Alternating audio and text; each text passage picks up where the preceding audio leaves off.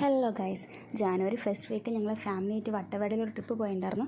ഞങ്ങൾ അന്ന് സ്റ്റേ ചെയ്ത പീക്കീസ് മിസ്റ്റി വ്യൂ റിസോർട്ടിനെ പറ്റിയാണ് ഞാൻ ഈ വീഡിയോയിൽ കാണിക്കുന്നത്. സോ ആർക്കെങ്കിലും ഉപകാരപ്പെടുമെങ്കിൽ ഈ വീഡിയോ ഇവിടെ കിടക്കട്ടെ. ഇവിടെ ഇവർക്ക് മുകളിൽ ഡോർമെട്രി ഉണ്ട്, സിംഗിൾ റൂംസ് ഉണ്ട്. അതിൻ്റെ ഏറ്റവും താഴെയാണ് മഡ് ഹൗസ് ഉള്ളത്. ഞങ്ങൾ മഡ് ഹൗസാണ് ചൂസ് ചെയ്തത്.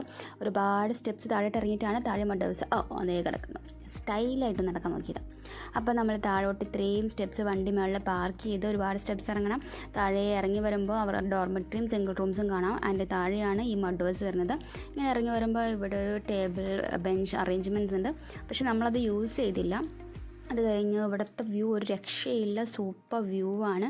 മോർണിംഗും ഈവനിങ്ങും ഒക്കെ നല്ല രസമാണ് ഇവിടെ നിൽക്കാനൊക്കെ. ഒരു ചായക്കപ്പം പിടിച്ച് ഫോട്ടോ എടുക്കാൻ എല്ലാവരും ക്യൂ ആയിരുന്നു കേട്ടോ. അങ്ങനെ എല്ലാവർക്കും ഫോട്ടോസൊക്കെ എടുത്ത് നന്നായിട്ടെല്ലാം അറേഞ്ച് ചെയ്തു.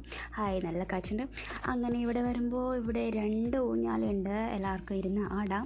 എല്ലാവർക്കും അത് ഇഷ്ടപ്പെട്ടു കേട്ടോ. നല്ലൊരു ആംബിയൻസ് കൂടിയാണ് അത് വന്നപ്പോഴോളം. ആൻഡ് ഇവിടെ എന്തോ കൂട്ടിയിട്ട് ഇതാണ് നമ്മുടെ നൈറ്റ് കത്തിക്കുന്ന ക്യാമ്പ് ഫയർ. ഇവിടെ കുറച്ച് വിറകിട്ട് കൂട്ടിയിട്ട് അവർ കത്തിച്ച് തരും.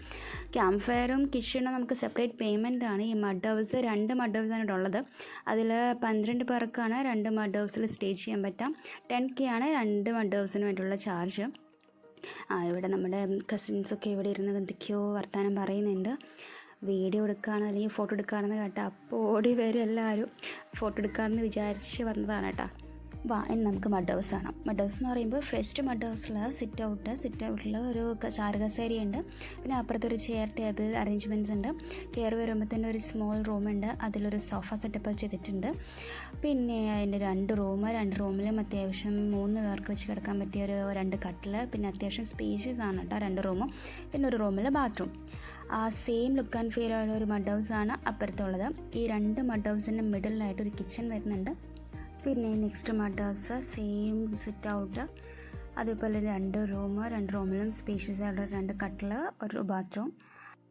12 പേർക്ക് സുഖമായിട്ട് ഇവർ സ്റ്റേ ചെയ്യാം.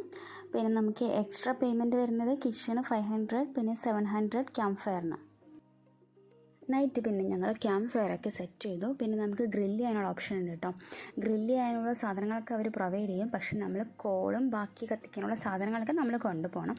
എത്ര ശ്രമിച്ചിട്ടും നമുക്കത് കത്തുന്നുണ്ടാകുന്നില്ല. പിന്നെ അവിടുത്തെ കെയർ ടേക്കർ ഫാനൊക്കെ വെച്ചിട്ട് പെട്ടെന്ന് നമുക്കത് കത്തിച്ച് തന്നു കേട്ടോ.